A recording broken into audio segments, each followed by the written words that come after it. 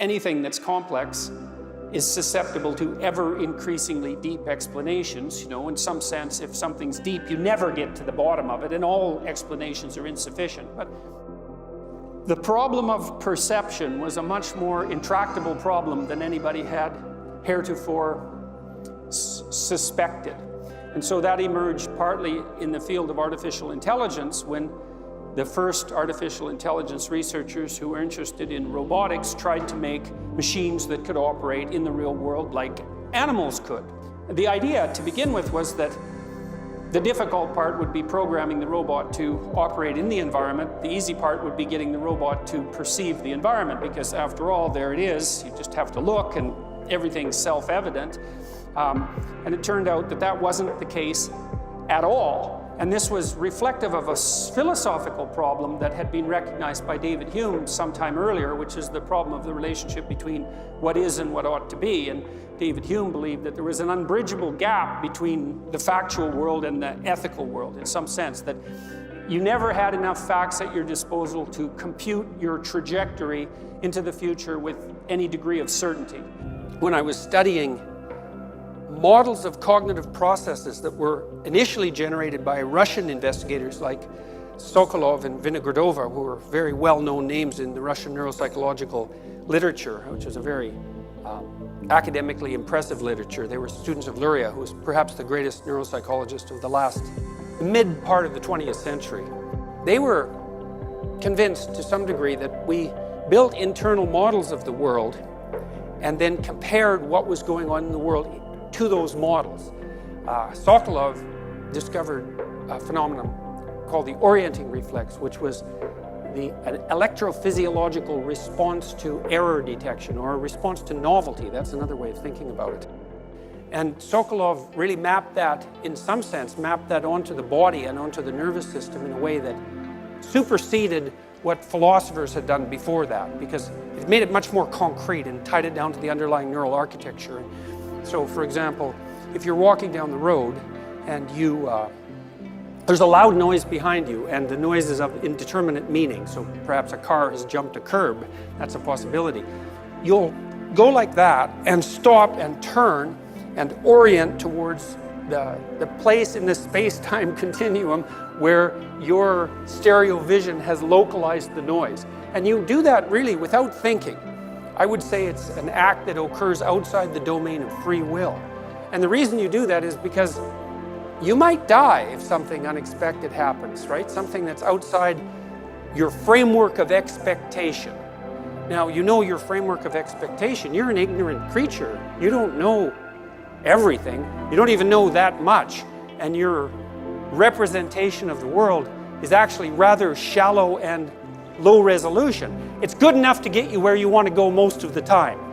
But sometimes it isn't, and sometimes it's error-ridden enough, given the circumstances of time and place, that the error will kill you. And so you're equipped with instinctual mechanisms that orient you towards the source of the revelation of your ignorance. And that's something very interesting to contemplate, I would say, physiologically and neurophysiologically, but also philosophically, and I would also say to some degree theologically, right? That you have an instinct that orients you to the source of your ignorance. And you better have an instinct like that, because there may be a shortage of knowledge, but there's no shortage of ignorance. And that's, part of the problem of the relationship between the finite and the infinite, right? I mean, we're finite creatures. We can't know everything. We can't even know as much as we need to know. And that means, in some sense, we have to be able to deal with the fact that we don't know enough.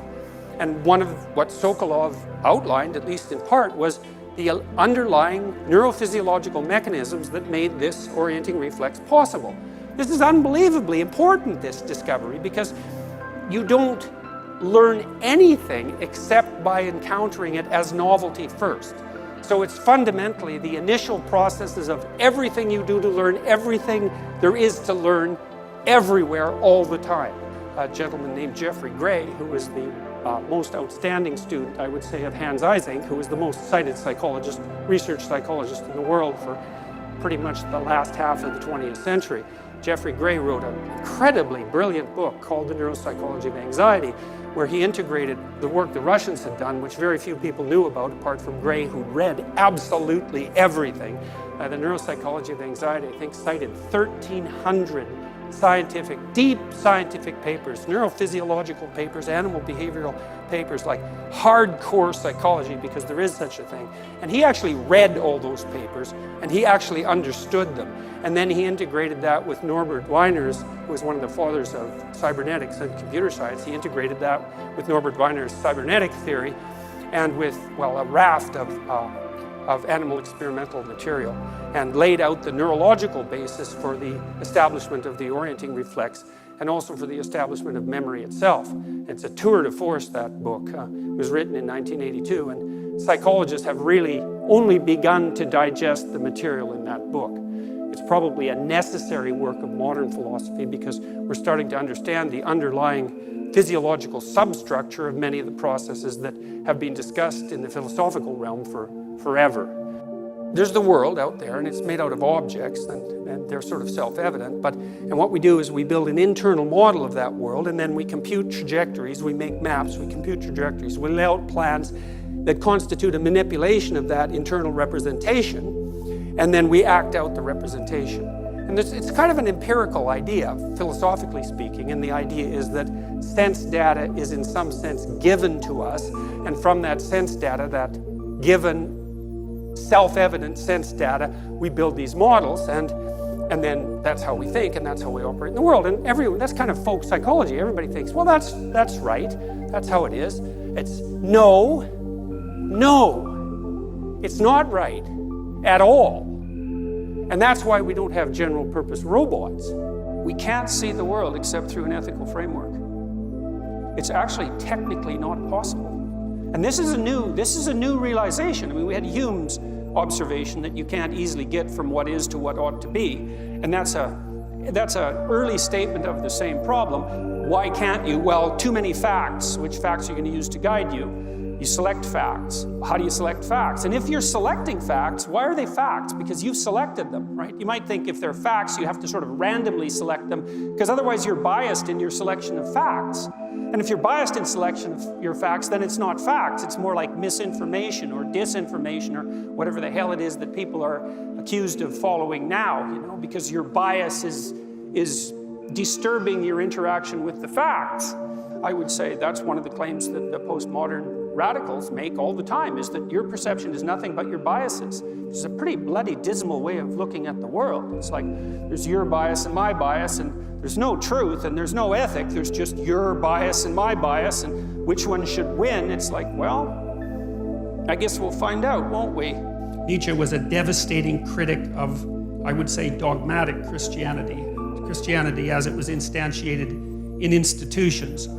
He didn't believe that the scientific revolution would have ever got off the ground if it hadn't been for Christianity, and more specifically for Catholicism, because he believed that over the course of really 1,000 years, the European mind had to train itself to interpret everything that was known within a single coherent framework. So Nietzsche believed that Catholicization of the phenomena of life and of history produced the kind of mind that was then capable of transcending its dogmatic foundations and then concentrating on something else, which in this particular case happened to be the natural world. And so Nietzsche believed that in some sense Christianity died at its own hand. It had spent a very long period of time trying to attune people to the necessity of the truth. And then the truth, the spirit of the truth that was developed by Christianity, turned on the roots of Christianity, and everyone woke up and said something like, or thought something like, well, how is it that we came to believe any of this? Back to the problem of perception and the biblical corpus. Well, the AI types discovered, much to their chagrin, that perceiving the world was unduly complicated. And so, it's the rubber hits the road in some sense as a consequence of those dilemmas that I just described with regards to self-driving automobiles. It's like, well, if it's one group of vulnerable people on one side of the road and another group of vulnerable people on the other side of the road, and you have to run over one set, what do you do? And the answer is, well, we don't know, and we do compute that. And how do we compute that? We're going to have to figure that out. If we're going to build machines that are going to do that, they're going to have to be able to think ethically, and that'll mean we'll have to understand what it means to think ethically. And we don't understand that because it's really, really complicated. And so the problem of perception arose to bedevil robotics, and it's certainly not a problem that we have solved, which is why we don't have general purpose robots.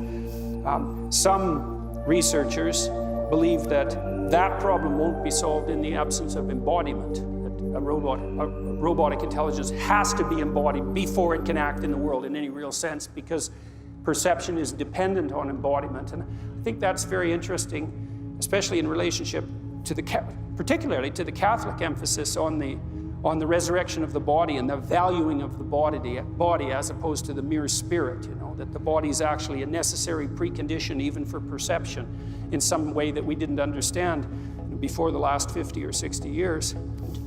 When this problem arose in the AI world, it simultaneously arose of all places, in psychology, in relationship to the problem of perception, which psychologists are still beetling away trying to solve with some success.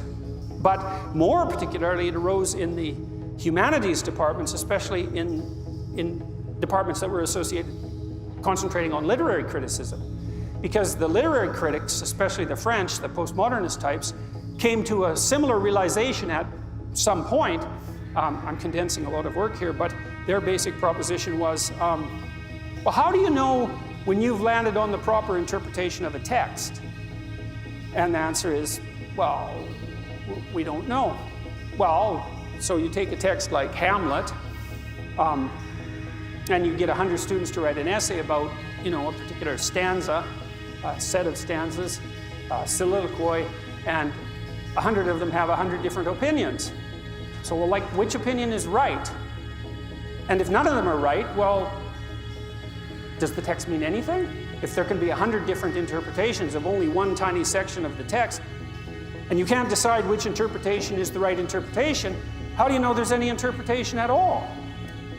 And so how do you know the text is meaningful in any real sense if you can't even agree on what the meaning is? And you can certainly see how that problem bedevils something like biblical criticism, because biblical stories are susceptible to a very large number of interpretations. That's for sure. And so if you can't agree on the interpretation, well, how do you even know that there's anything of any meaning there at all? It's like, hey, we seem to have been able to manage it. We seem to have come to some consensus about what constitutes, let's say, high-quality literature rather than low-quality literature. We seem to remember the high-quality literature, perhaps, and to transmit it, and we don't remember the low-quality literature. At least that's what the humanities types would suggest. And something like that historical winnowing, seemed to be at work as we aggregated the stories that became the biblical corpus as well. Right? These were picked out from a wider variety of other ancient stories and made canonical for reasons that we don't understand. All sorts of decisions were made about which books to include and which books not to include and what order to include them in, and that's a mysterious process. We seem to have done it. And we've had wars about it too, because it's a complicated problem. So the postmodernists then thought, hey, well, here's a problem. If we can't agree on what a given text means, just one text or even a paragraph from a text, how can we agree on what the canonical texts are? Because if it's problematic to interpret one fraction of a story, it's way more problematic to put a whole sequence of stories together. Maybe that would be the classic books of the Western tradition, let's say, and say, those books and not others. It's like, well, who says? And why those books exactly? And what's your motive for putting those books together? And that's where things got even more peculiar, because I think it was perfectly reasonable of the postmodernists in some sense to say, well, how do we decide what the meaning of a text is? We don't know. How do we decide which books should be canonical? We don't know. But then to take the next step, which was, well, your motives for aggregating these texts are suspect. And it looks to us, this is where the Marxist twist came in, extraordinarily inappropriately in my estimation, is that it's nothing but your will to power that aggregated those texts. Right? The reason there's a Western canon is because the idea that there is a Western canon supports the domination of the West. And it was that drive to domination that was the spirit that aggregated the texts to begin with, and that justifies their choice as canonical. And that's your support for that canon is either your conscious participation in that, let's call it structure of oppression, or the manifestation of the same will to oppression operating within you. And that's sort of where we're at. There's no evidence, as far as I can tell, that the proposition that the fundamental motivation for categorization itself is the expression of power. That seems wrong. It's not stable. So then the question is, well, what is exactly at the base of the process of perception and categorization? And so that would be really right at the basis of cognition itself, perhaps the essence of consciousness itself, and certainly the thing that acts at the interface between what is not yet known and what is going to be known, right? The active investigation that transforms what's unexpected and potentially dangerous into what's habitable, safe, competent, and secure. That's what solves the problem of perception. It's not raw power, right? It's not a corrupt will. It's not a satanic force. It's exactly the opposite of that.